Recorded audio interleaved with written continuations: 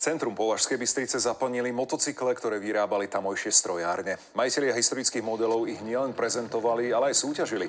Dvojkolesové stroje prilákali množstvo návštevníkov. Viacerí z nich sa v minulosti podieľali na výrobe motocyklov.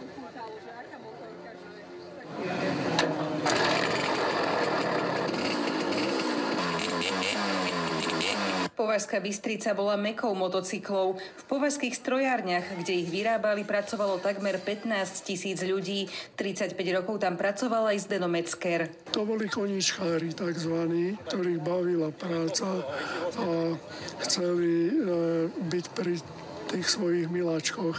Prvý motocykel bol vyrobený v roku 1947, bol to Manet M90 a vyrábali sa až do roku 1995.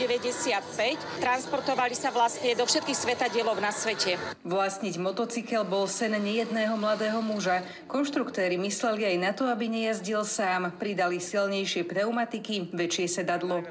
To prerobili, prekopali podvozok, aby sa mohli odviezť dvaja.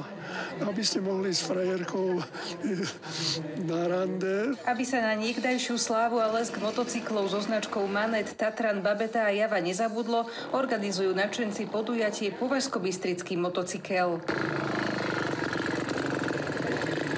Aktuálne máme zaregistrovaných 105 účastníkov. Je tu veľa bývalých zamestnancov považských strojární. Je to pre nich určitá nostalgia. Motocykle ukázali aj v pohybe pri jazdách zručnosti, pravidelnosti a pomalosti.